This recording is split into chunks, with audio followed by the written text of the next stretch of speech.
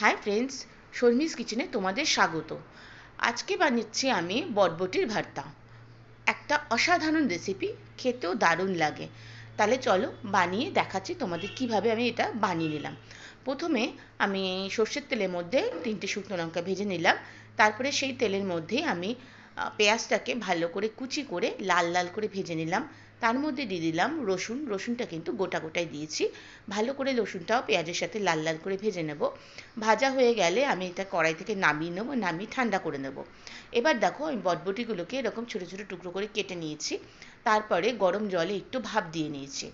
এবার জলটাকে পুরো ড্রেন করে নিয়ে আমি এবার পেস্ট করে নেব। প্রথমে বটবটিটাকে দেবো, তারপরে দেবো শুকনো লঙ্কা আর এই পেঁয়াজ ভাজাটা, পেঁয়াজ রসুন ভাজাটা দিয়ে খুব ভালো করে পেস্ট করব। যদি মনে হয় একটু জল লাগবে তাহলে অবশ্যই একটু জল দিয়ে দেবে। সুন্দর করে একদম স্মুথ পেস্ট বানিয়ে নেবে।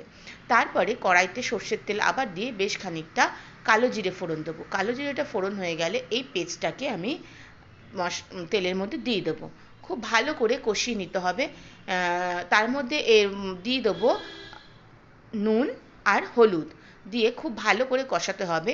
যদি তোমাদের মনে হয় তোমরা মিষ্টি খাবে তাহলে অবশ্যই একটু মিষ্টি দিয়ে দেবে। আমি মিষ্টিটা খুব একটা পছন্দ করি না, তাই কিন্তু আমি মিষ্টিটা দিই না। এই রান্নাটা তোমরা করে খেয়ে দেখো, ভীষণ ভালো, ভীষণ টেস্টি হয়। আর একবার করলে 2-3 দিন খাওয়াই যায়, কারণ অনেকটা পরিমাণেই হয়ে যায়।